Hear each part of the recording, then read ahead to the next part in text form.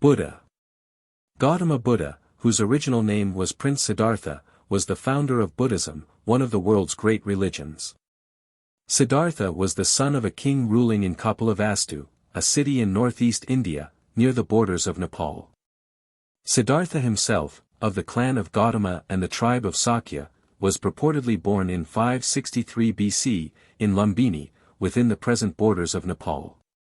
He was married at 16 to a cousin of the same age. Brought up in the luxurious royal palace, Prince Siddhartha did not want for material comforts. Nevertheless, he was profoundly dissatisfied. He observed that most human beings were poor and continually suffered from want. Even those who were wealthy were frequently frustrated and unhappy, and all men were subject to disease and ultimately succumbed to death. Surely, Siddhartha thought, there must be more to life than transitory pleasures, which were all too soon obliterated by suffering and death. When he was 29, just after the birth of his first son, Gautama decided that he must abandon the life he was living and devote himself wholeheartedly to the search for truth. He departed from the palace, leaving behind his wife, his infant son, and all his worldly possessions, and became a penniless wanderer. For a while he studied with some of the famed holy men of the day, but after mastering their teachings, he found their solutions to the problems of the human situation unsatisfactory. It was widely believed that extreme asceticism was the pathway to true wisdom. Gautama therefore attempted to become an ascetic, for several years engaging in extreme fasts and self-mortification. Eventually, however, he realized that tormenting his body only clouded his brain, without leading him any closer to true wisdom. He therefore resumed eating normally, and abandoned asceticism. In solitude, he grappled with the problems of human existence. Finally, one evening, as he sat beneath a giant fig tree, all the pieces of the puzzle seemed to fall into place. Siddhartha spent the whole night in deep reflection, and when the morning came, he was convinced that he had found the solution and that he was now a Buddha, an enlightened one. At this time, he was 35 years old. For the remaining 45 years of his life, he traveled throughout northern India, preaching his new philosophy to all who were willing to listen. By the time he died, in 483 BC, he had made thousands of converts. Though his words had not been written down, his disciples had memorized many of his teachings, and they were passed to succeeding generations by word of mouth. The principal teachings of the Buddha can be summarized in what Buddhists call the Four Noble Truths: first, that human life is intrinsically unhappy; second, that the cause of this unhappiness is human selfishness and desire; third, that individual selfishness and desire can be brought to an end; the resulting state, when all desires and cravings have been eliminated, is termed nirvana, literally, blowing out, or extinction; fourth, that the method of escape from selfishness and desire is what is called the Eightfold Path: right views, right thought, right speech, right action, right livelihood, right effort, right mindfulness, and right meditation. It might be added that Buddhism is open to all, regardless of race, and that, unlike Hinduism, it recognizes no distinctions of caste. For some time after Gautama's death the new religion spread slowly. In the 3rd century BC, the great Indian emperor Asoka became converted to Buddhism. His support brought about the rapid expansion of Buddhist influence and teachings in India and the spread of Buddhism to neighboring countries. Buddhism spread south into Ceylon, and eastward into Burma.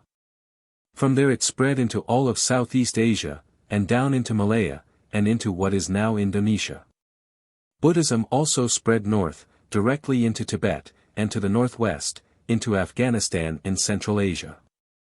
It spread into China, where it won a large following, and from there into Korea and Japan. Within India itself, the new faith started to decline after about 500, and almost vanished after about 1200. In China and Japan, on the other hand, Buddhism remained a major religion. In Tibet and in Southeast Asia, it has been the principal religion for many centuries. Buddha's teachings were not written down until several centuries after his death, and, understandably, his movement has split into various sections. The two principal divisions of Buddhism are the Theravada branch, dominant in southern Asia, and considered by most Western scholars as the one closer to the Buddha's original teachings, and the Mahayana branch, dominant in Tibet, China, and Northern Asia generally. Buddha, as the founder of one of the world's major religions, clearly deserved a place near the head of this list. Since there are only about 200 million Buddhists in the world, compared with over 500 million Muslims and about 1 billion Christians, it would seem evident that Buddha has influenced fewer people than either Muhammad or Jesus. However, the difference in numbers can be misleading. One reason that Buddhism died out in India is that Hinduism absorbed many of its ideas and principles. In China, too, large numbers of persons who do not call themselves Buddhists have been strongly influenced by Buddhist philosophy. Buddhism, far more than Christianity or Islam, has a very strong pacifist element. The orientation toward nonviolence has played a significant role in the political history of Buddhist countries. It has often been said that if Christ were to return to earth, he would be shocked at many of the things which have been done in his name, and horrified at the bloody fights between different sects of persons who call themselves his followers. Buddha, too, would doubtless be amazed at many of the doctrines that have been presented as Buddhist. But while there are many sects of Buddhism, and large differences between those sects, there is nothing in Buddhist history that remotely compares with the bloody religious wars that took place in Christian Europe. In this respect, at least, Buddha's teachings seem to have had far greater influence on his followers than Christ's teachings had on his. Buddha and Confucius have had an approximately equal influence upon the world. Both lived at about the same time, and the number of their adherents has not been too different.